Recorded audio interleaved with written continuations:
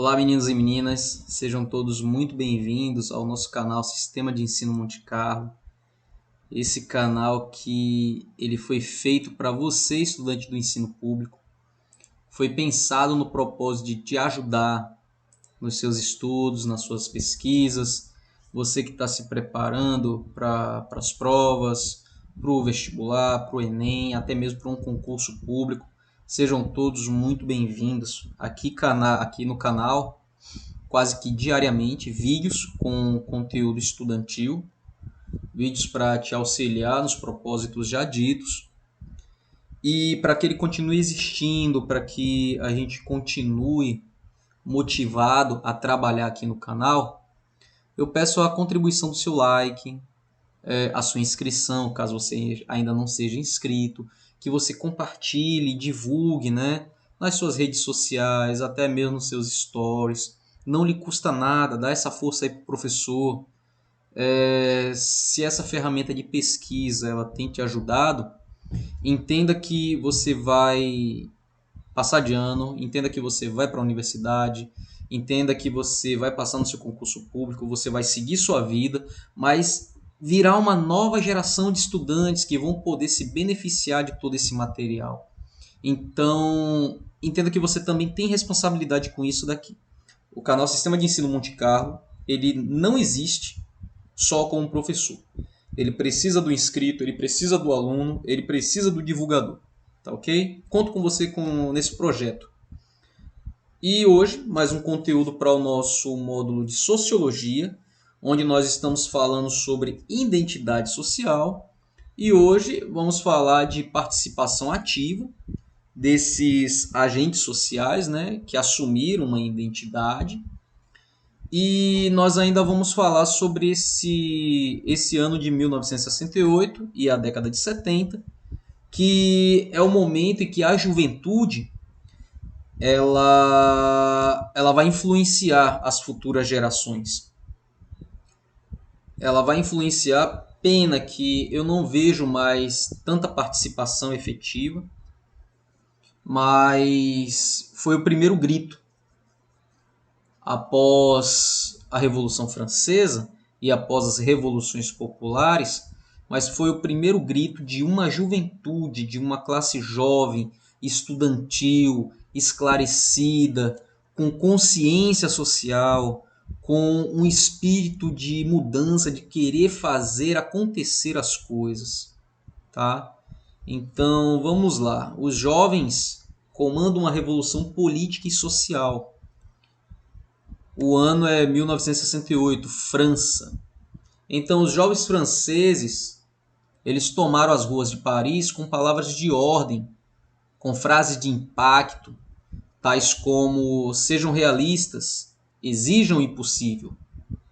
É proibido proibir. Essa frase, é proibido proibir, me deixou até triste, porque nós vimos muito essa frase no período ditatorial brasileiro, e eu achava que era uma criação, né, dos nossos intelectuais, mas não, foi plagiação. Infelizmente. Palavra tão bonita, não foi criação nossa. Abaixo a sociedade de consumo, a economia está ferida, pois que morra. Antes de escrever, aprenda a pensar. A barricada fecha a rua, mas abre o caminho. Então, observe que são frases de um espírito jovem, de espíritos jovens, de uma mentalidade jovem, de mentalidades esclarecidas. Essa força revolucionária jovem, criada pela mídia, né? E principalmente pelo pátio estudantil. E esses anos, do final da década de 60 e todos os anos 70 e 80, foi o momento culminante de uma série de mudanças que veio ocorrendo nas sociedades ocidentais desde a década de 50. E essas mudanças de caráter social, político e cultural foram comandadas por jovens. Eles eram os principais líderes da Revolução Cubana, como, por exemplo, Fidel Castro, Ernesto Che Guevara, Camilo Cienfuegos. Eram os atores que representavam personagens desafiadores e rebeldes, que pilotavam motos e carros em alta velocidade, como exemplo Marlon Brando, James Dean. Eram músicos que transformavam o rock em um fenômeno mundial, como Elvis Presley, Chuck Berry, Billy Haley, His Comets.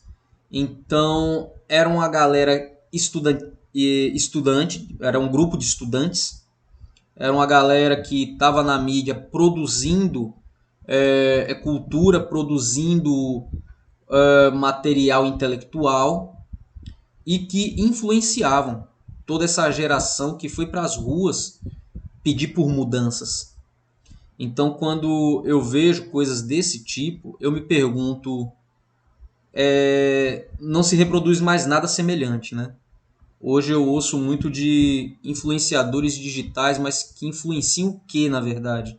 O consumo, a bestialização, é o que eu vejo, é isso. Eu não vejo mais música de protesto, eu não vejo mais crítica social, eu não vejo mais músicas e letras inteligentes, né? Tá difícil conviver na sociedade. E essa foi uma geração influenciada por acontecimentos.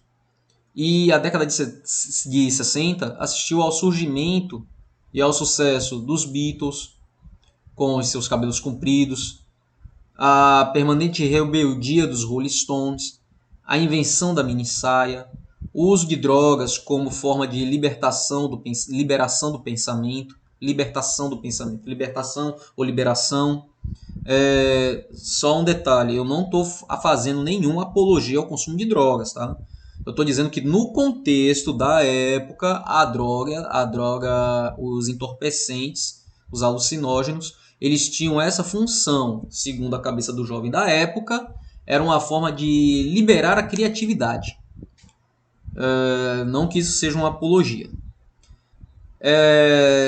Então, o uso de drogas liberava o pensamento, a imaginação, a criatividade, a disseminação do sexo livre com a descoberta da pílula anticoncepcional. Então, observe que é um período de contexto, de conceito, de crítica e luta, um período de alta criatividade e de liberdade. Liberdade de padrões e de conceitos. Então, ser jovem passou a significar, nesse contexto, né, a afirmação da luta pela liberdade plena, contra a caretice das gerações mais velhas, os pais e os avós, né, no caso, e contra todas as formas de opressão política, desde a sociedade de consumo ocidental, representada pelos Estados Unidos, até as ditaduras socialistas, representadas pela União Soviética. Isso dentro daquele cenário da Guerra Fria, né? O mundo bipolar, socialistas contra capitalistas, Estados Unidos contra a União Soviética. Assim, a luta pelo amor livre associava-se às manifestações contra a Guerra do Vietnã e contra o alistamento militar obrigatório.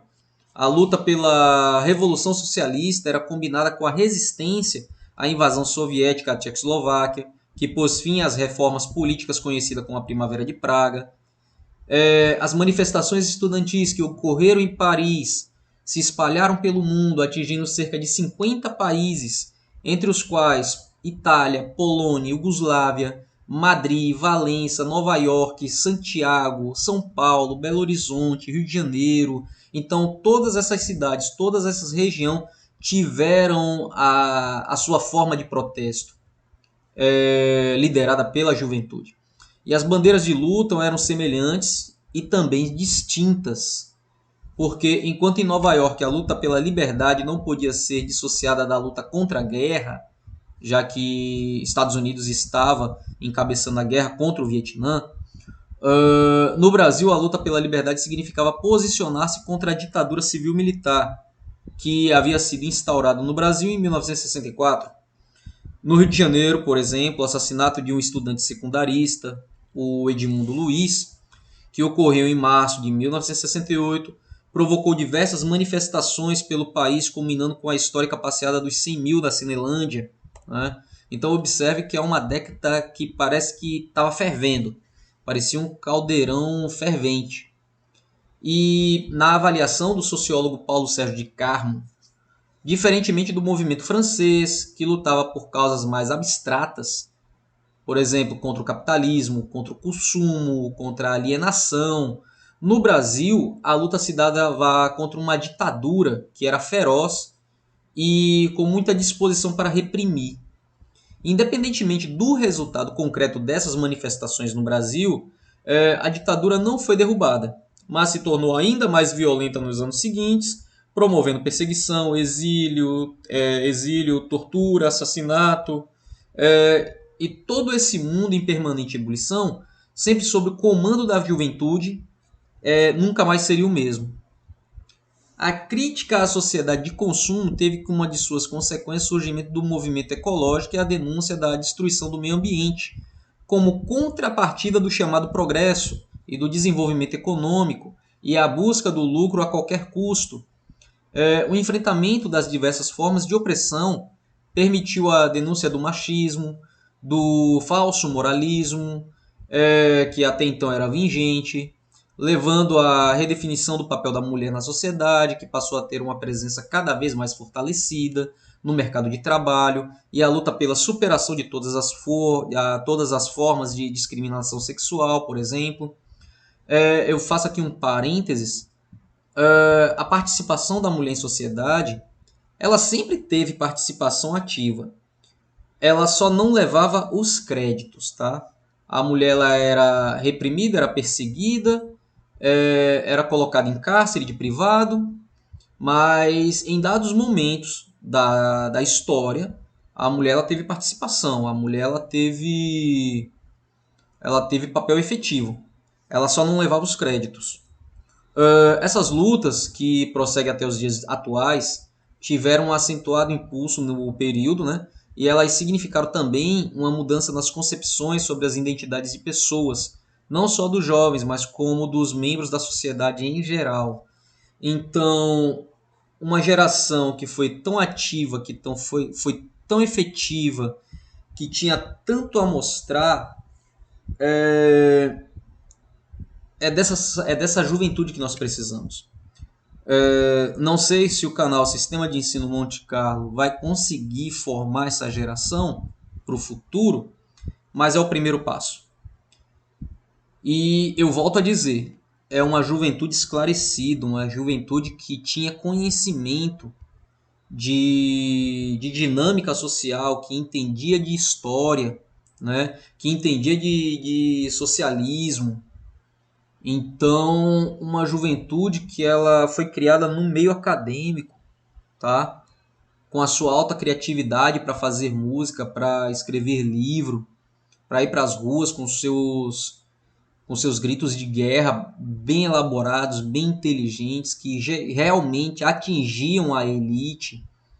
Então, para um futuro melhor, para um projeto econômico e político ao qual eu espero, né, que um dia nós possamos ver uma reforma política de fora para dentro, não de dentro para fora, porque senão vai ser mais do mesmo. E isso só será possível com a juventude. A partir do momento que a juventude se esclarecer, que a juventude sair dessa zona de alienação digital, é só a partir daí que nós vamos ver uma mudança efetiva. A todos um muito obrigado. Suas dúvidas você pode deixar aí no canal, nos comentários. E vamos junto que ainda temos muita coisa pela frente.